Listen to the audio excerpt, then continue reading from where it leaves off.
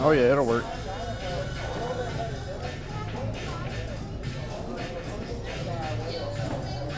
Okay, Mike Davis is on the break.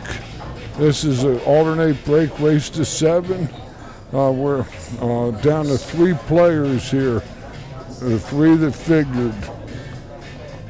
Chris Bruner, Mike Davis, and JT Ringgold, my booth partner, who's waiting in the wings to see whoever triumphs out of this encounter. You put me in the figured bracket. You shouldn't do that, man.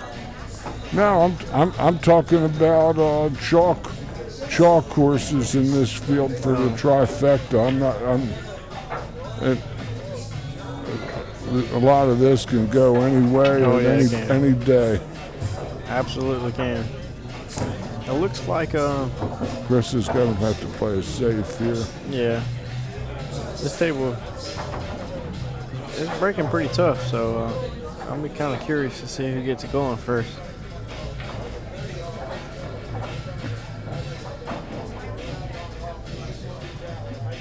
Do you know if the finals is one long race usually, right? It's going to be a one race to 10. That's what I thought. Okay, I didn't know what number.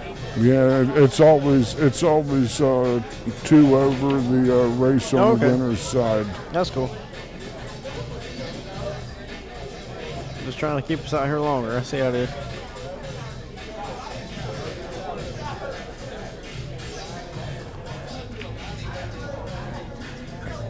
We'll be back.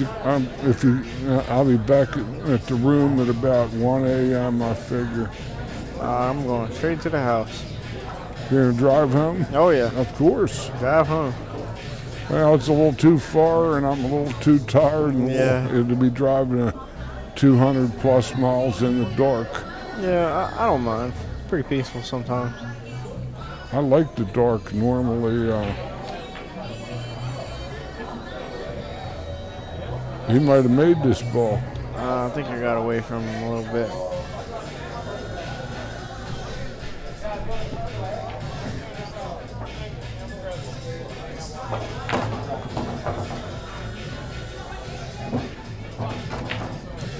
I really like Chris's game. Sometimes he just plays so fast though. He gets a little sloppy, but when he's dialed in, he's a brutal player to try to beat. I tell you.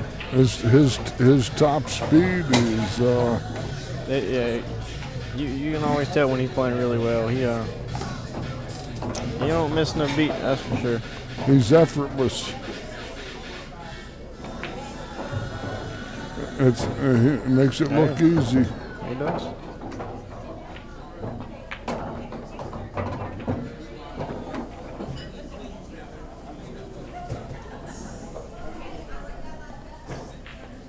Looks like we're gonna go up 1-0. Quick like. Yeah. Oh yeah.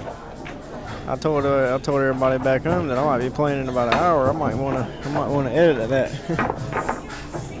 Chris Bruner on top by a score of 1-0, and he's on the break. He was practicing the break before. Should be. Well, some of these guys are starting to listen to me because as he just started doing that. Really, it just when you get up to where you can run all these racks. Yeah, well, I'm sure it didn't help during our match. He was a little inconsistent with it, but that's almost exactly where I'm breaking from and how I'm breaking. But just a pro tip for people out there. I remember when I was commenting earlier saying if your opponent is doing something right, you not only want to look at where they're breaking and what spin they're using, but you want to look at the first 2 balls that they keep racking in the front, because most great players, they'll rack the same balls in their front because those are the appropriate size balls and they're actually touching a lot better than there's a few balls on these tables that are different sizes, so they don't actually fit. They're not as tight. Nice, that was a nice shot. I'm surprised he missed that. They don't. it came off and the spin didn't gravitate. It looked like it just jumped off more or less. Yeah, and a lot of that has to do with the rails are a little bit more bouncy. Yeah. And so when they bounce off fast, the spin doesn't quite grab.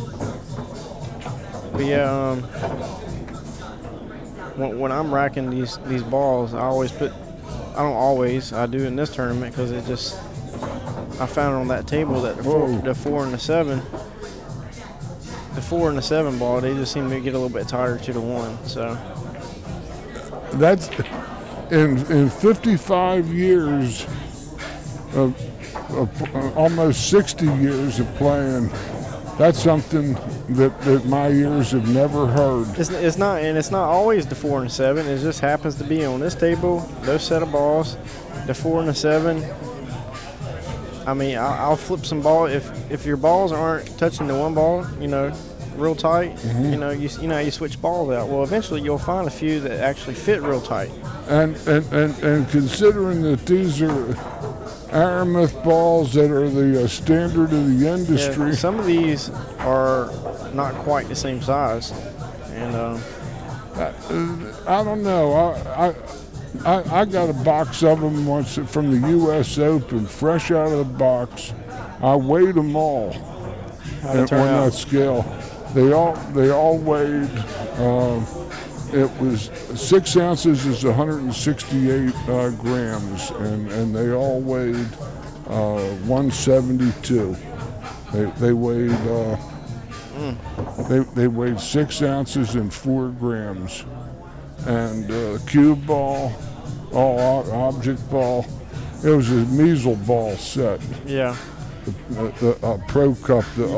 You'll find on these return tables, a lot of the balls get stuck sometimes, so they'll switch some out, and the balls that they switch out, obviously way different than some of the ones that came with the set, and a lot of that has the reason to do it.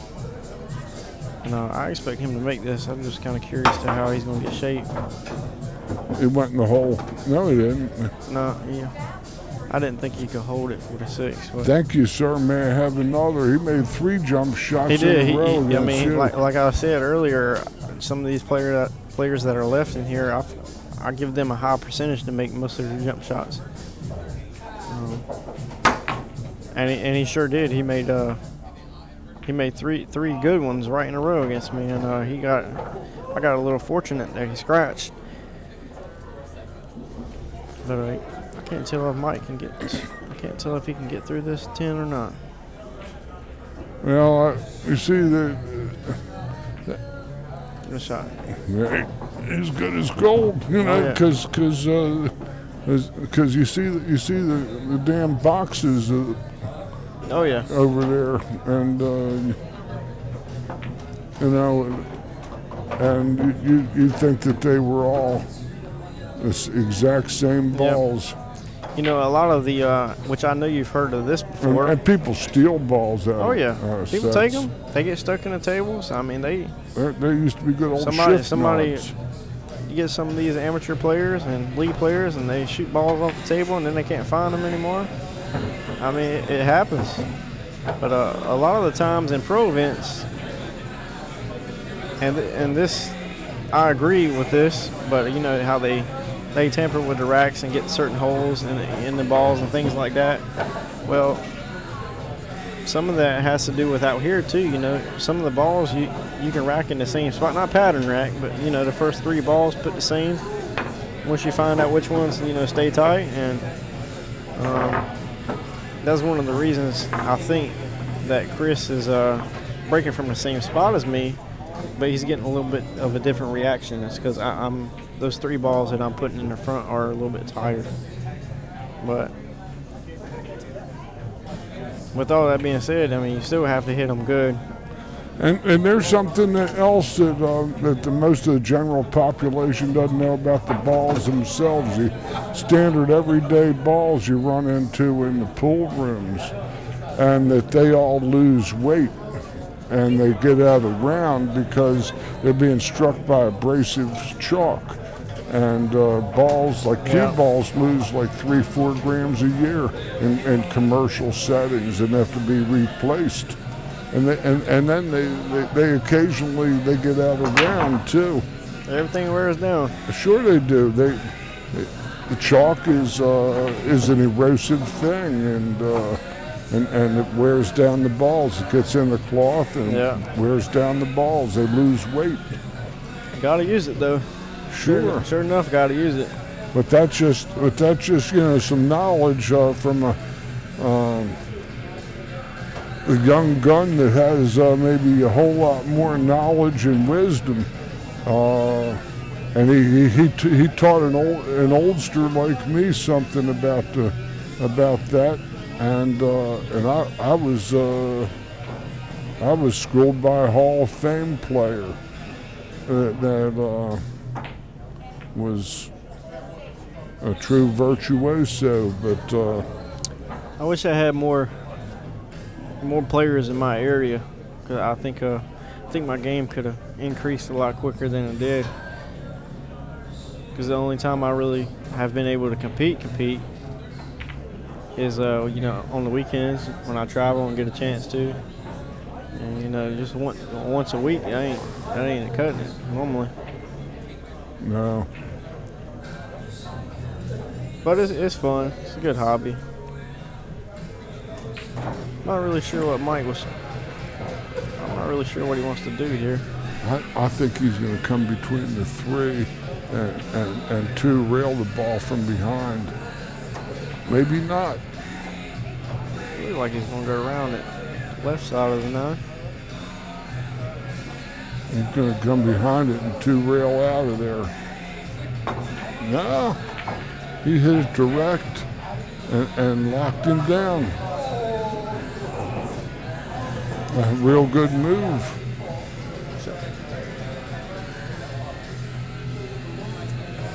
I was just noticing that on mine. Boy, this is a battle. It's their internet. That's nothing wrong. Sometimes it goes in and out. Yeah. Winking, blinking, and nod. Let's.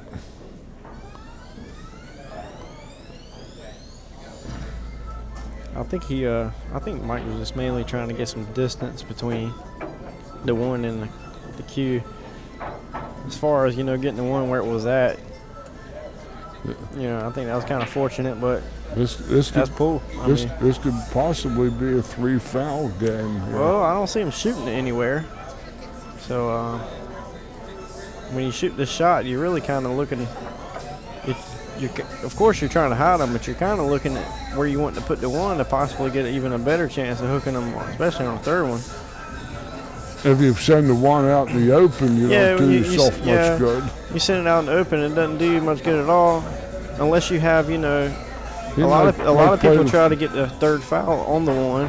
You ain't really got to do that. So like the 3 ball's kind of. This is a demanding shot to. Yeah, because you gotta barely draw it, but you gotta hit the one hard enough to get down table. It's got a long way to go. Yeah.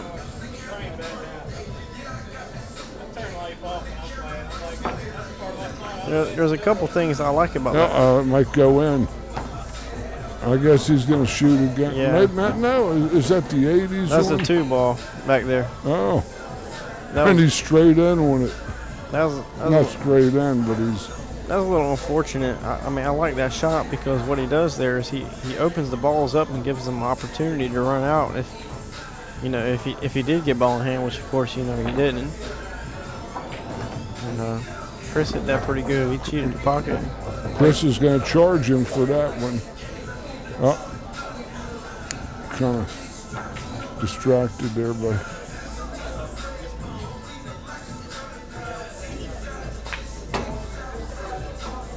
Yeah, That's perfect. But that goes back to what you were saying. That's a little touchy shot. It's kind of hard to judge how hard you need to hit it. And when you're running into other balls, a lot of other things can happen. Yeah. But personally, that's why I like 10 ball because you gotta call things like that. You can't fluke balls in. But very seldom at this level of play does that happen often. Right. You know. Yeah. I was playing Newport, and he kicked the 8-ball, and he caught it in the corner, and it went short, but then it went 2 more rails, and then it went back in that corner that he called. So it does happen sometimes, but like you were saying, it doesn't happen very often. Not amongst guys that are like all like 700. Yeah, no, they're either gonna miss it. I mean, they're gonna miss, or about the only time they'll fluke it in a pocket that they call is like on a kick shot.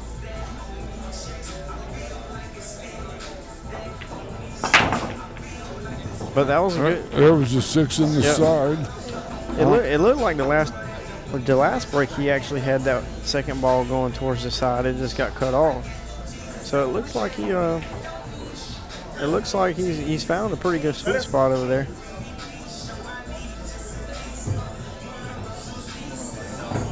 See how that ball came off kind of quick. That top rail was a little springy. This is looking routine. Well, the 4 to the 5 is. Yeah, if he gets to that, I mean, he should be good to go. Needs a correct angle. Yeah, correct angle. And I like how you slow it down and make sure he's going to get the appropriate angle for the shot. It's the most important shot in this rack. Yes. He hit 2 good ones to get to this point, but this is the one that he's gonna play one rail, come straight back up. Yeah. And that's how you know he's feeling good as well, because he got in that little tight little window between the, where the cue ball and the 9. A lot of people when they're not. And he just got 1 stroke that ball. Yeah, see, sometimes playing fast like that, it hurts you, but a lot of people when they're uncomfortable going back to that 3 ball, he would have just, they would stop it and then try to get back around table. He's going to call us. No, he ain't going to call us 7. He plays safe. Yeah, I don't see him calling anything right here. This is a pretty tough shot. He hit it great, good shot. Just barely grazed it on the way by, but that's. Well, I don't know if he can get past the 7 to go back from whence he came. Yeah, if he, it's pretty close. No cushion. No. No cushion. Nope, that was a foul.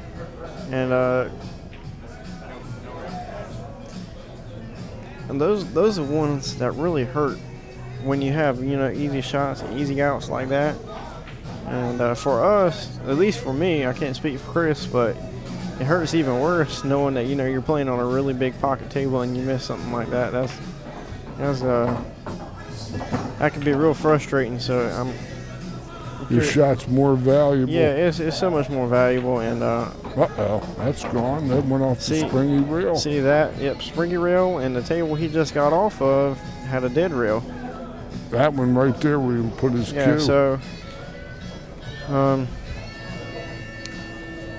first couple games is always the roughest, at least for me, because I'm adjusting to the rails and things like that, and in really quality pool rooms like Cue Masters, you really don't have to adjust too much, especially to the rails. I mean, you just gotta adjust to the cloth sometimes. They both had opportunities. Yeah. And Mike just coughed it up.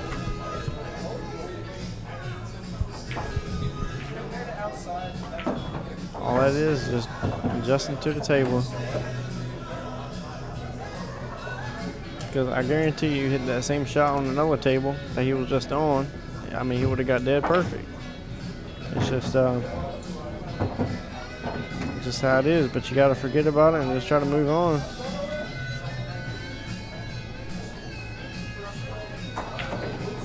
Well, it's 3-1 in favor of Chris Bruner over Mike Davis.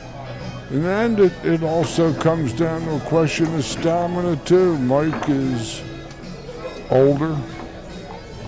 Well, yeah, that's true. And, I mean, you really got to... I mean, you just really got to stay focused and stay in the zone and remember what tables you're playing on.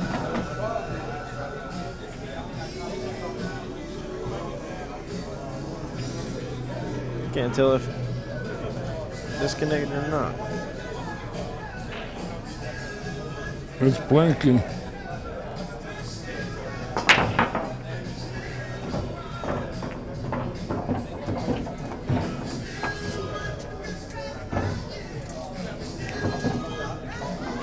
It just stopped blinking.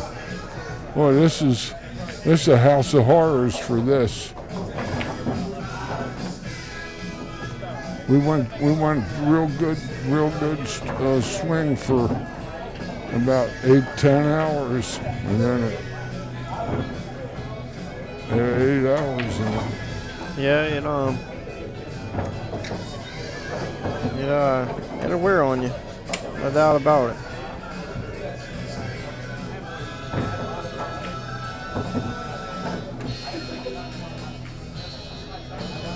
So that was one of them games you could really got some momentum.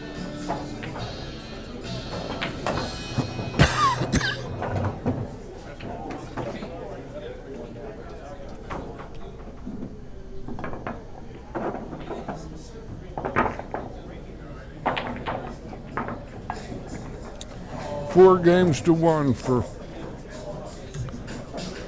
Chris Bruner.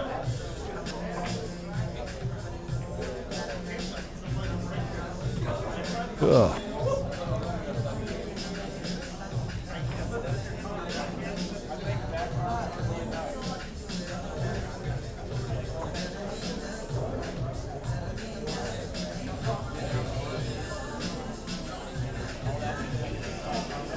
'He put the racket back in that holder so gently because he thought he might disturb the balls. Yeah, and I don't know if you noticed, but he didn't hit those quite as good. But that second ball didn't travel towards the side like it has been. Yeah. But I mean, he did get fortunate. One ball did drop, so looks like 6 balls kind of locked up with the 8. Yeah, it was pretty ugly. But he's gonna have to try to figure out something to do with that because I don't see many, unless he can go by the 8. I don't see many opportunities to play safe there either. Looks like that's what he's trying to do right now.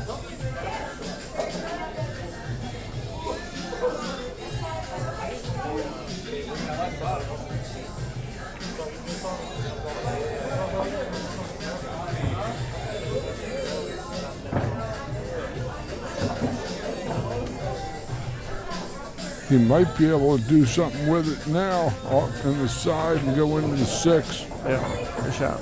Great shot.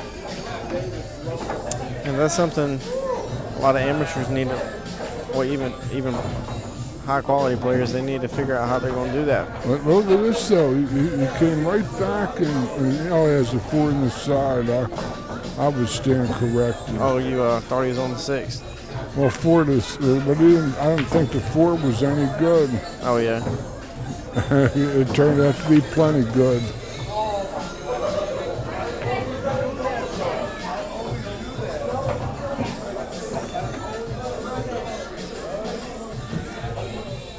Uh-oh. I don't like what he did there. He probably has something go through his mind, second guessing how he should shoot position, and he acknowledged what he was thinking and just chose something. But the point I make here is that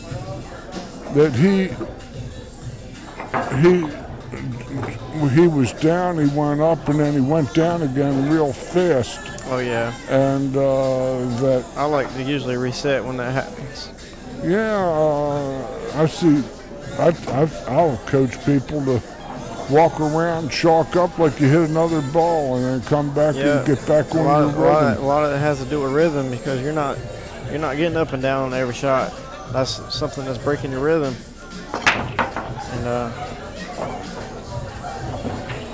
And Mike lost his cue ball. yeah, he trying to make something happen on the break. So it sort of looks like there was a movie with giant grasshoppers and all that was back in the 1950s, a special effects movie, and the movie was called The Beginning of the End. Well, it's a little. A little premature. Chris is in a stroke, but I mean, you can't count Mike out of it until it's completely out of it. Mike came back from similar against Chris. The other Chris. Yeah. And stuff like that, that's all it takes for him to get back in stroke. Right. That's it. I mean, he's Count Dracula. It happens that fast, I'm telling you. You got the stake in your hand, you're getting ready to turn him to dust, and then all of a sudden you wait a little too long, and then instead of you grow teeth and you join him. I'll tell you, Mike's not a guy you want to play around with. No. I think it's still going to be pretty tough for him though, because Chris he seems like he's breaking a lot better.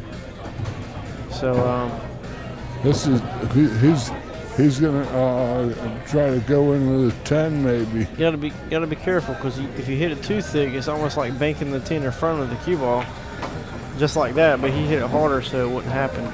So that was a good speed shot. Yeah. If you're going to go into that ball, you need to go ahead and go into it, so it moves it completely out of the way.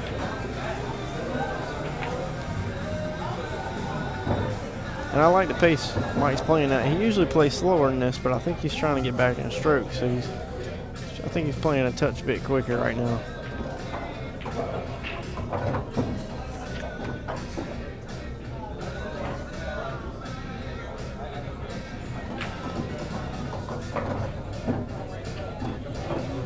That looks as good as gold.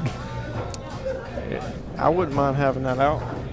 You like to start every game from right there, wouldn't you? Yeah. You'd be in the Hall of Fame. Easily. I mean, I struggle, but I believe I could have been all right from there. You could figure it out. Yeah.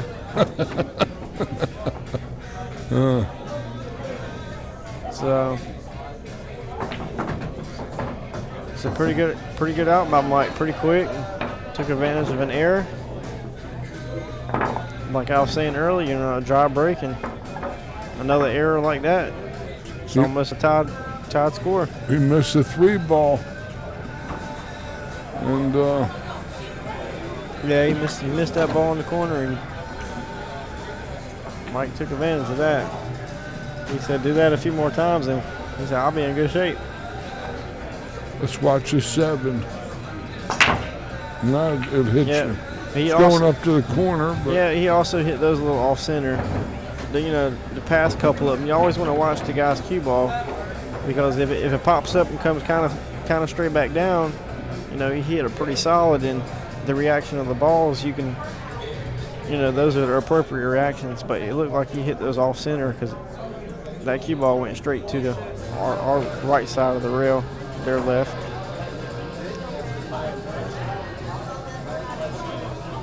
But he made 2. I mean, still at the table.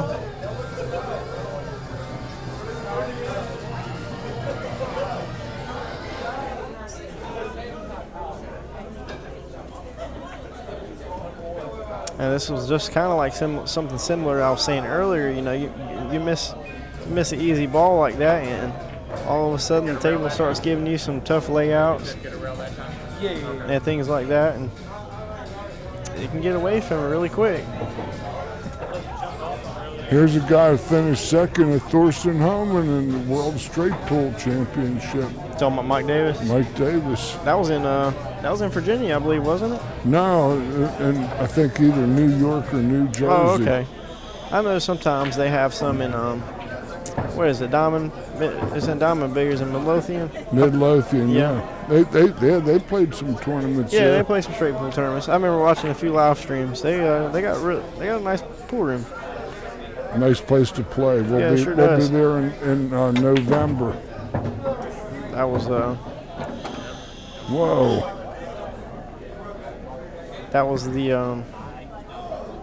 you know, a lot of people think he overspent that, but it was a lot of that had to do with it coming really hot off that top rail really fast. These are, you know, It's just important for Mike right now not to. Easy to get frustrated after that shot, but you just have to take a deep breath and play good safety and try to get back to the table. make every inning you have at the table is as valuable as you can make it. Yep. Very frustrating not to get out, you know, especially at his caliber. But you just gotta take it one shot at a time, like you said. Went past it too. I think he. I think so. He's getting down pretty quick. I think he can see it. I don't know if he wants to shoot it or not. No reward, I don't think. Well, yeah, it's pretty tough.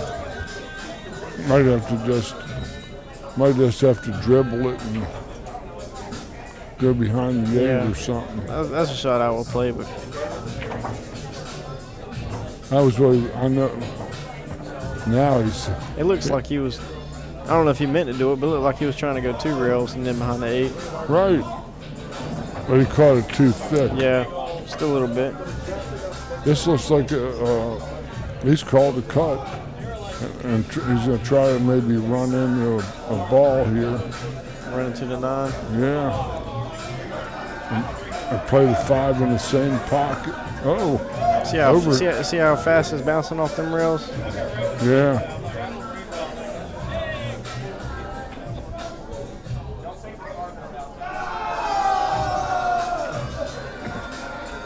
Them guys are having a good time back there, I tell you. I'm not sure if you guys can hear them in the background, but it looks like they're having a celebration. Hey, God bless their souls. Hey, I was playing and I wasn't even mad that they were being loud. You know, I was like, man, I'm happy they're having a good time. Yeah. A lot of people get frustrated. You know, I mean, people come out and try to have a good time too. It's gonna be an interesting shot. I'm kind of reaching for it too. Yeah, well, I think he'd be fine. He's a pretty tall guy. If I had to guess, I think he's trying to bank it. I mean, like I said earlier, he jumps really well. Probably one of the best jump shooters in here. He's got to keep his cue ball on the table. Yeah. Nice call. It's coming all the way back. Yeah, at that speed, it's really hard to control. If you're going to shoot that shot, you have to make sure you hit the side rail and not the top rail, because if you hit the side rail, you get safe. I don't think he's going to like this for some reason.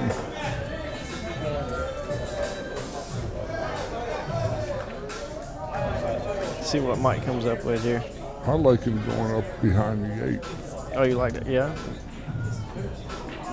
No, that was a shorter cue ball travel.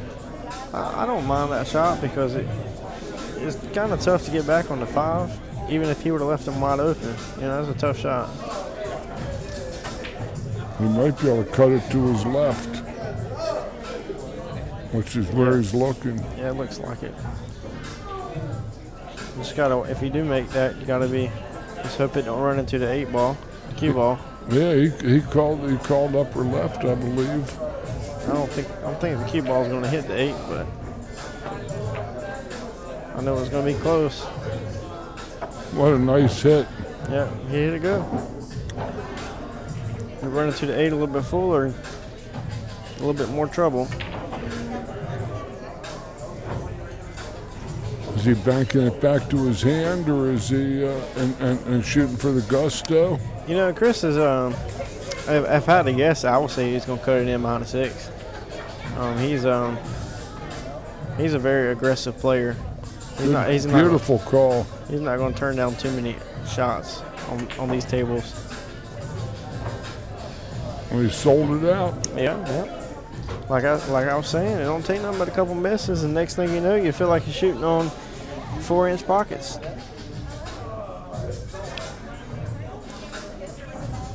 Couldn't fit a pool ball in a basketball goal. Them pockets get tight. Keep missing them. Yes, sir, they do. I've experienced it, man. I'll tell you. I've played in a few events where I've been a dead stroke, and the next thing I know, man, I'm trying to figure out how to get out with 4 balls on the table, ball in hand. I played on diamond tables when they first came out in like 1990, and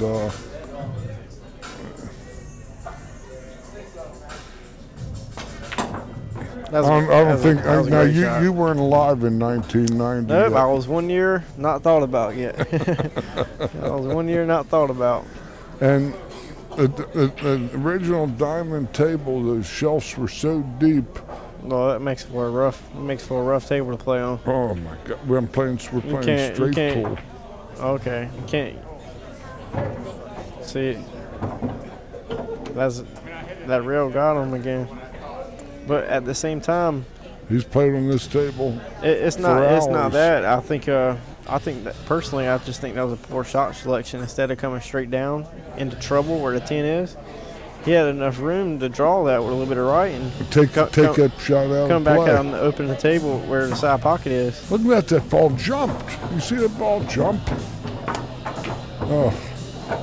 So he's had a couple of good chances to get back in this match on some errors, and Chris Bruner is on the hill. Yeah, I'm sure he is. But I'm playing straight pool, and this is in Wisconsin when I'm living there. First I ever saw diamond tables, and I made a break shot, and I sent a ball into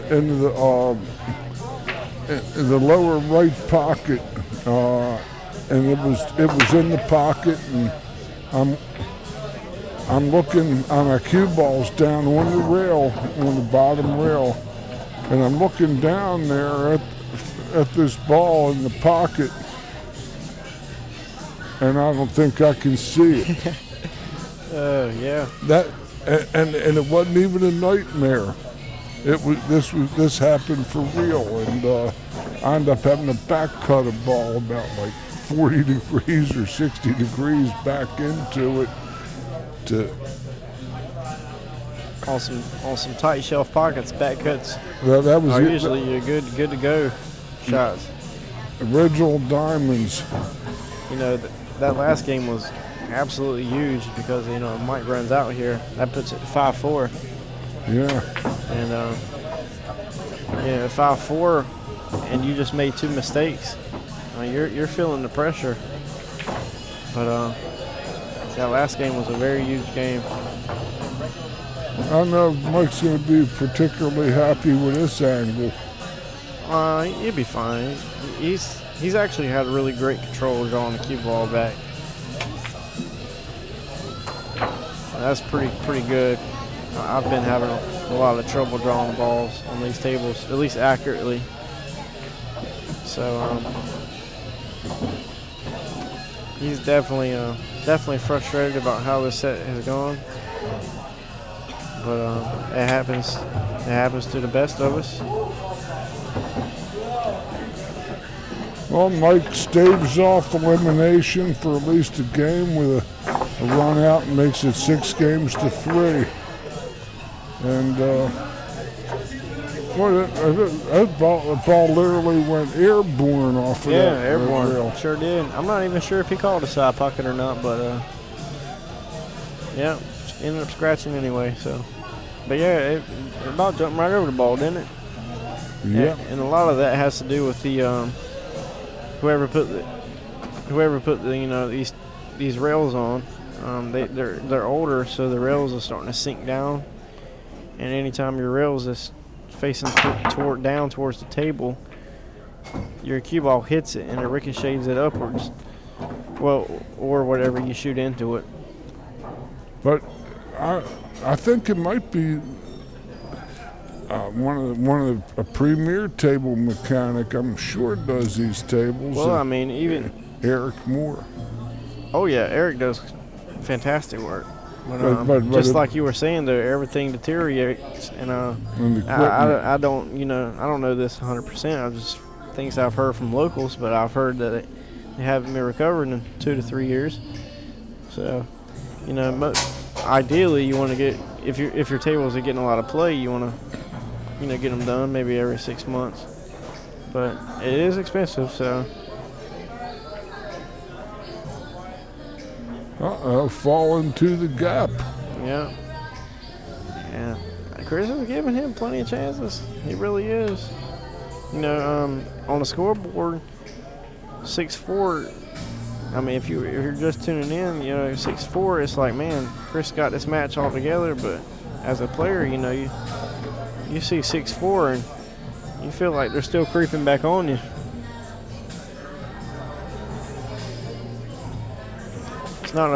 As a player, it's not as a comfortable feeling as you would think.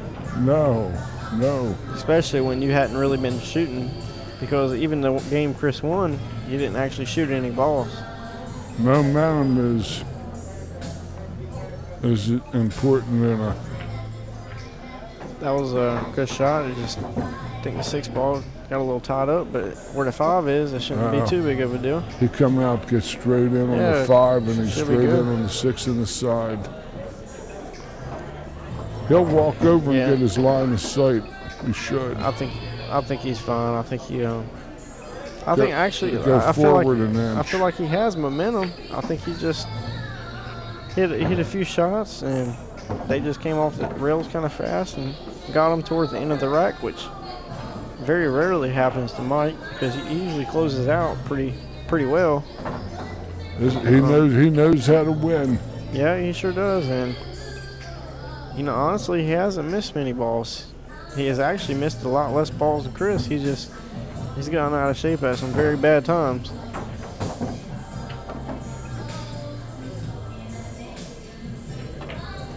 But that's short races for you. It's really hard to kind of come back from it. But I guarantee you, if Mike were to break and run out this rack, Chris, I'm telling you, he's feeling it. Because Mike has the odd break for the dough if it turns out to be hill. The 3 times that Chris has been to the table, he's missed 2 easy balls, and he's played that wasn't the easiest safety to play, but he did leave him out. Let's see if Mike can't keep the cue ball out of the side pocket. I ain't trying to jinx him, but I feel like he's about to rear back on this break. I'm hoping he don't scratch in the side, and see if he can't get a little closer.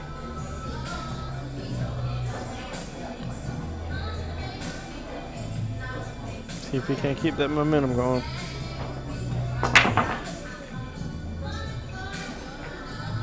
Kicked in. But the 3 ball is sitting in a 2 balls in a awkward spot. And the 3 ball is. As a player, you just can feel when somebody's going to do something. I just had a feeling he was going to scratch that rack. There's good news and there's bad news.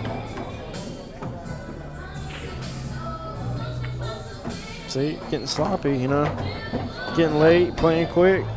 Very easy to get sloppy.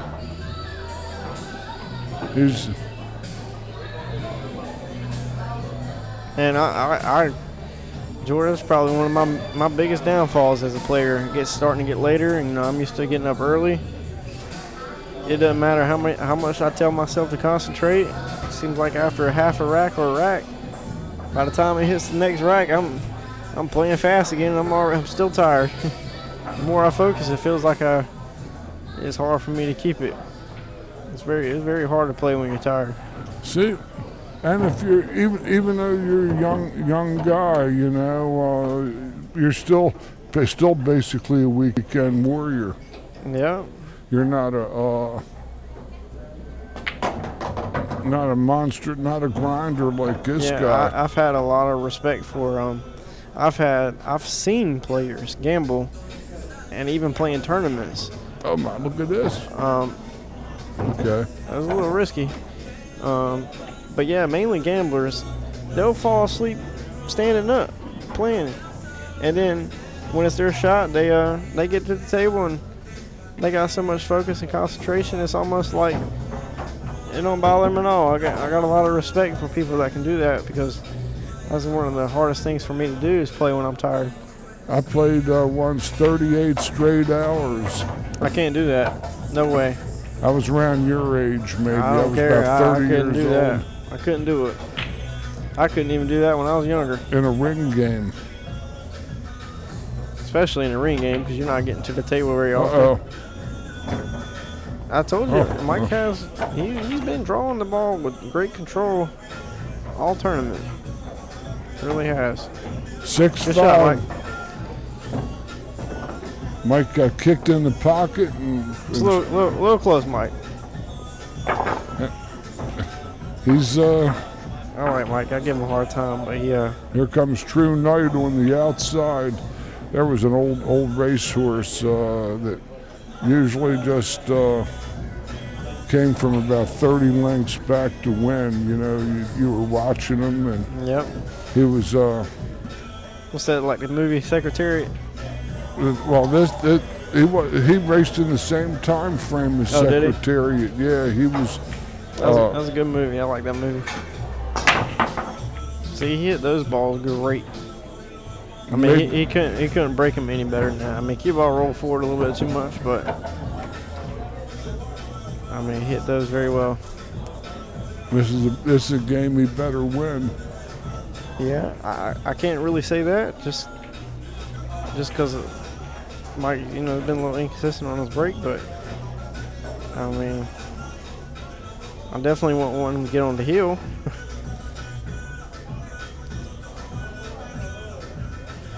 But for those people watching, watching Mike right now, he's a pro level player. For him to have 3 balls on the table and get out of shape, he kept his composure, and he's still fighting in this match against another great player. And you're never out of a match until the other guy sinks the last ball. See, that's one of the other things. You're getting a little sloppy, going for things that you shouldn't normally go for. I think you got a little rewarded for it, but that could have been a U shot. Set him up for easy out if that ball gets lined up. He's gonna play the rail first carom. Rail first carom. Watch this. Great shot. Got rewarded for it. Got straight in. And Chris Hit it great. dropped his arms like this. Yeah, I mean, he's just trying to make things happen that just aren't there. Play what you got. He's out. Oh yeah, if he makes this ball and gets good shape on the floor, he's out. Yep. I mean, everything's laying out beautifully. Just make sure when you get to the 8, you use appropriate angles to avoid the 10. I mean, that's your main goal. You wanna go into a rail away from the 10. You don't want to run into it. Just want to go away from it. But that's going back to when you're getting sloppy. Do what got you to lead. You got to lead because you ran out and you played smart. You weren't going for everything at the beginning. And I've been victim of that too. I'm feeling really good. I've been in dead stroke, and I'll try to make a few banks or a few hard shots instead of going for easier safety. And that allows your opponent to not only get in the game, but get some momentum. You put the cooler on yourself. Yeah, basically. Yeah. He's gonna hit middle diamonds. He's gonna middle diamond. Middle diamond. Great shot. Perfect, right there. Perfect angle to get on the 10. It's amazing to watch Mike's demeanor when he plays and things like that, because Chris Bruner's no slouch. For him to come come back like this, that's a testament to Mike's game and his strong mentality. But you know what I can say for all this, for sure? Chris has a job, I believe. Oh, yeah, he sure does. He has a good job. And this is Mike's job. Yep. Got a lot. I ain't gonna say Mike has a lot more on the line, because I don't know many people that compete and want to win as bad as Chris. But as far as monetary, you know, obviously Mike has more of a.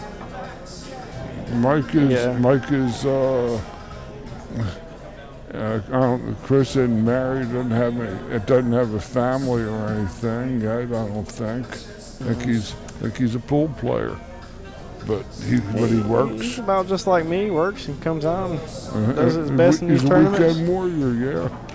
That's about all there are anyway. Occasionally you get a nice tournament like that one in Carolina we were talking about. But I love those are rare. I tell people all the time, you know, I love pool.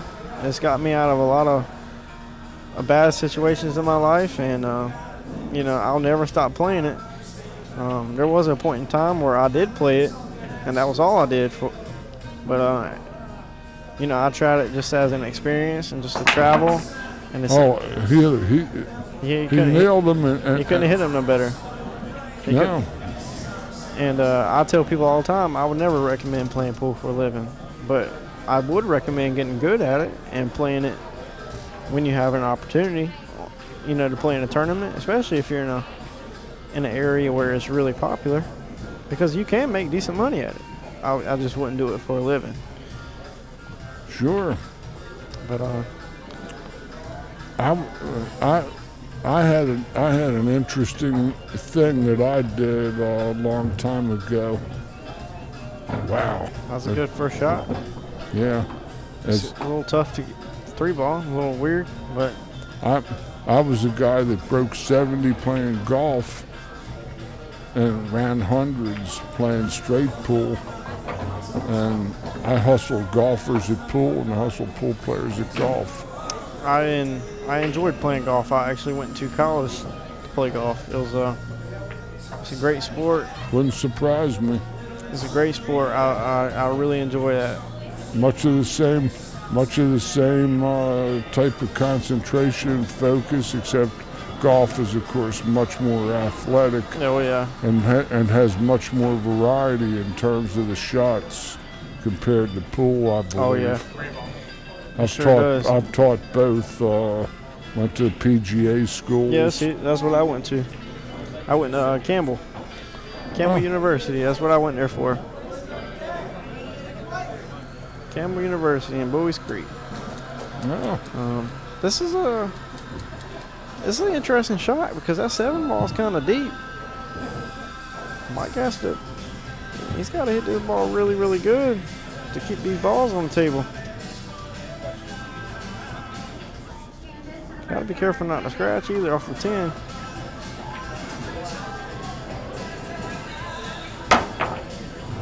He was playing. He played it, caught it. Played the 3, but thank you, sir. May I have another?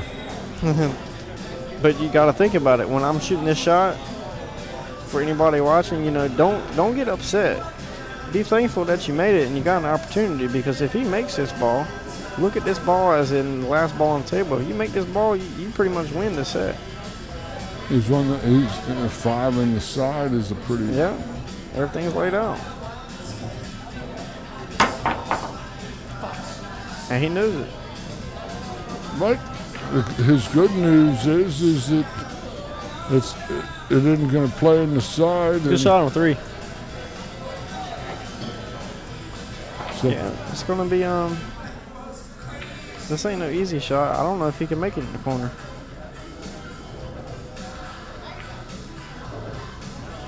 No, he that was weak. He was.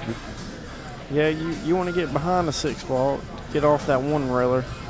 Yeah, you got to cover your side rail. Now I'm telling you right now, if we were playing on a diamond, whether it be a bar box or 9-footer, I'd give Mike a high percentage, 80% chance of making this ball, because this is a pretty standard kick But on this table, with the rails being like they are, it's going to be a little tougher. But if he makes it, just like I said earlier, he makes this shot. 5 balls laying right there. Looking good. Yeah. Anytime you're at the table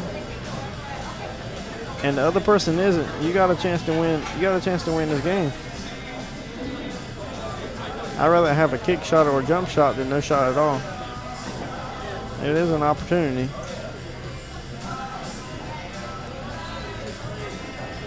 He hit it well. Yeah. Now let's see if Chris can collect himself to get to the other. I'll tell you, after not hitting a lot of balls, it's very easy to get out of shape. And just like I was saying earlier, you know, what we got, 7 balls here. 7. That's still a decent amount of balls to try to run. The 5 to 6 and the 7 ain't. I mean, it's not laid out perfectly. Is he gonna roll the? See, he's gonna try to go underneath the 6. He's gonna we'll try to go out the back door here. Now. Yeah. See, it's easy. It's easy to. This is easy to get out of the line when you haven't been shooting. But I don't like this one bit. I don't either. I'm assuming top inside and go for the 7 inside. He actually hits these balls very good normally. His trouble is that he might catch a piece of the 9. Yeah. That's his trouble, I believe. Hey George, if I'm at the table, I'm just praying that I make the 6 first, and we'll worry about the 7 a little later. Yeah, first things first. That's right. Get in the situation, just take a little bit of time. Fundamentals, just try to stay still and nice follow through.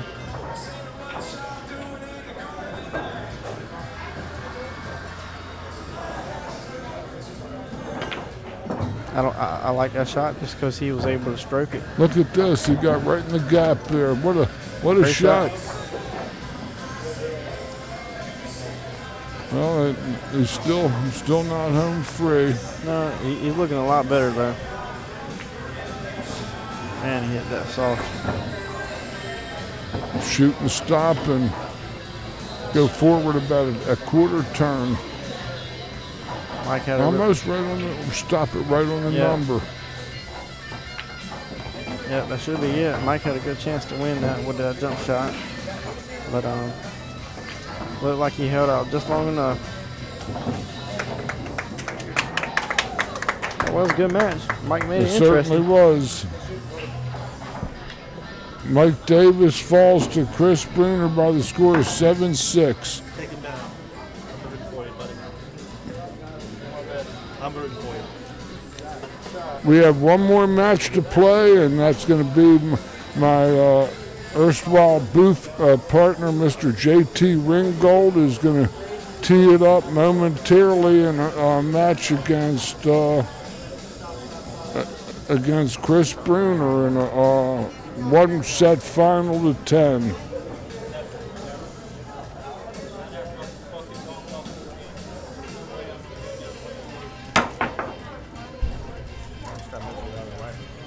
They usually made that one, man. I thought it was out for sure.